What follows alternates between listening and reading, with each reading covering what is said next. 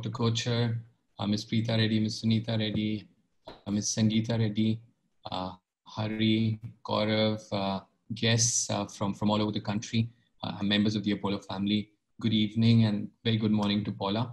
It's a privilege to be a part of this session, this historic event that we have today, marking 15 years of accreditation. Paula would remember 10 years when we celebrated the 10th anniversary, and Paula came down to Bombay and we had a wonderful CME and an exchange of ideas in Mumbai. Could I have my slides, please?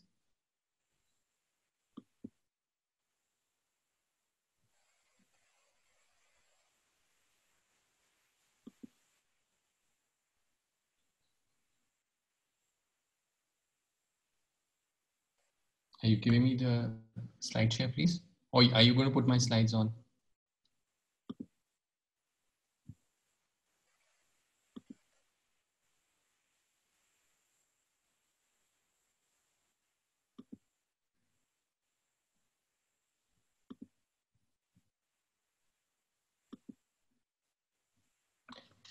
Are you going to give me the slides, please?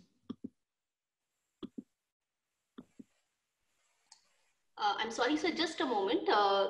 It's just getting uploaded, sir. Right. So can we go to slideshow, please?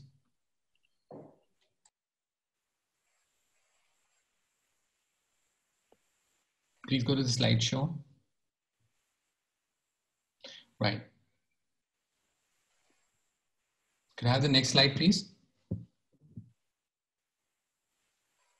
Right. You know, we all want to be safe and we want to keep our possessions safe. And in this endeavor, we make a lot of attempts, and so do organizations. Next, please.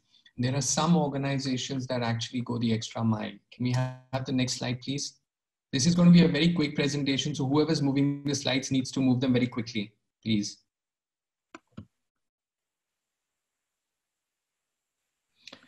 So different organizations have different strategies. Some, of course, travel the extra mile. Next, please. So we started thinking about patient safety and quality improvement, and how is it that we could make our organization really safe. Could I have the next slide, please? Anupam, the technology can't keep pace with you, so you'll have to be a little patient. So our journey started about 20 years ago, and we started looking at ways and means of, keeping our patients, our staff, our visitors safe. Next, please.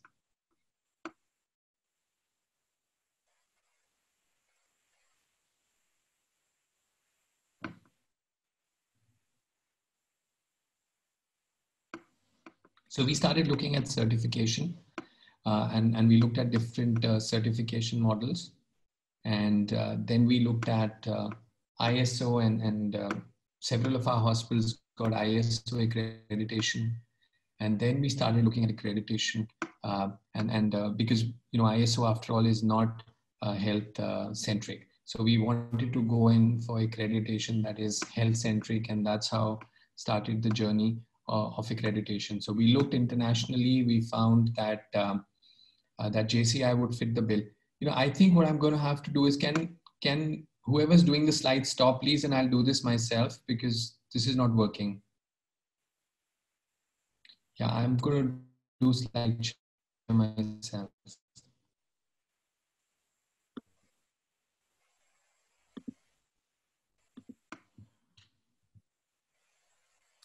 Right, thanks. So we decided to look at different accreditation systems, and then we decided to go in for JCI. And Ms. Preeta talked about how the journey started. Apollo Delhi became the first hospital in India and the 6th in Asia to get accredited in 2005. Then came Apollo Chennai, Apollo Hyderabad, and the first JCI accredited stroke program in the world was the Apollo Stroke Program in Hyderabad. Then Ludhiana, Dhaka, the first one in Bangladesh, Bangalore, Calcutta, Mauritius, Ahmedabad, Navi Mumbai, and then of course the first virtually accredited through a new model that JCI has developed a facility in Chennai, the Apollo Proton Center. As Ms. Preeta mentioned, we looked at NABH starting in 2006 when it got established, and we now have 32 NABH accredited hospitals. So what has accreditation done for us? Well, it's definitely made our hospital better. It's made our hospital safer. If you just look at ventilator-associated pneumonia, improvement of 87.6%, decrease in VAP 8.77 episodes per 1,000 ventilator days. If you look at bloodstream infection, decrease 4.14 episodes per 1,000 catheter days, an improvement of close to 90%. Medication errors decreased by a third. Patient falls, very dramatic improvement, close to 80%. What it also taught us was that we became closer as a team. We became a more cohesive unit.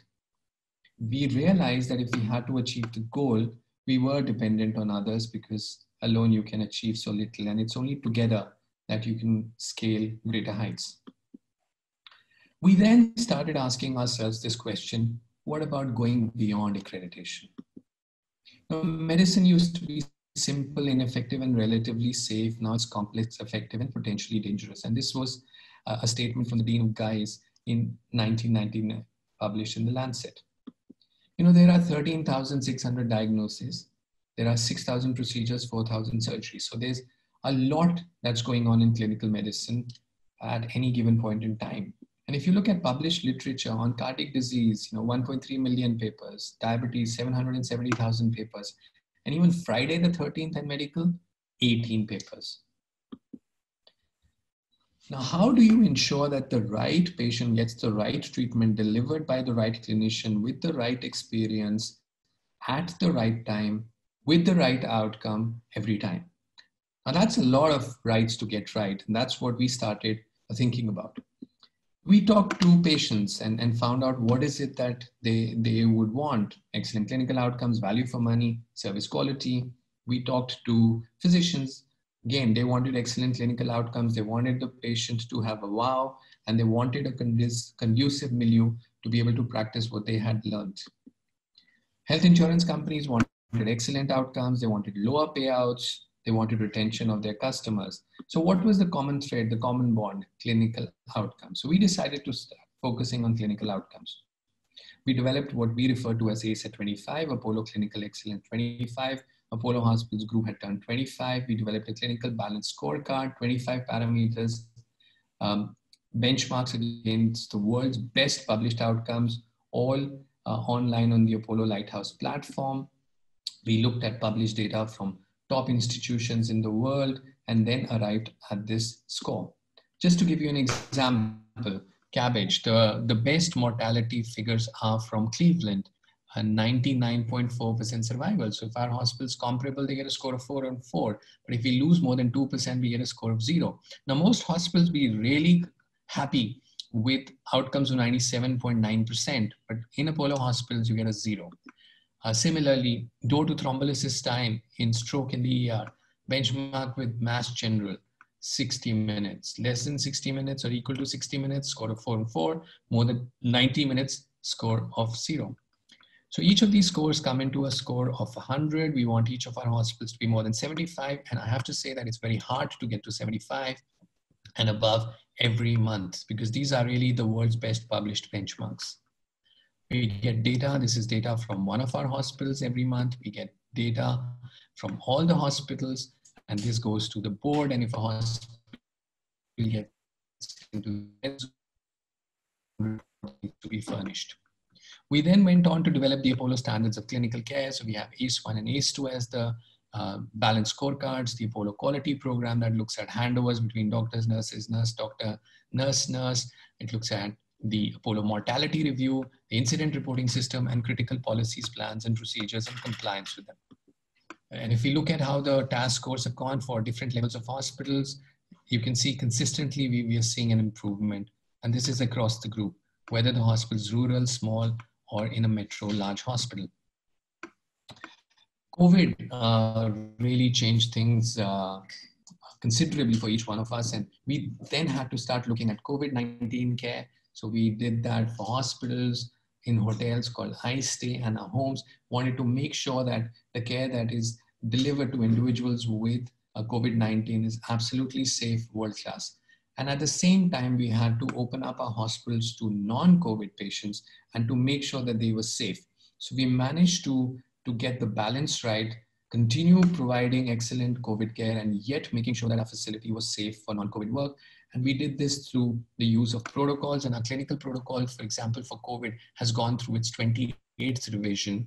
And we have the Red Book, which is in its 10th edition on how to manage facilities balancing both the requirements.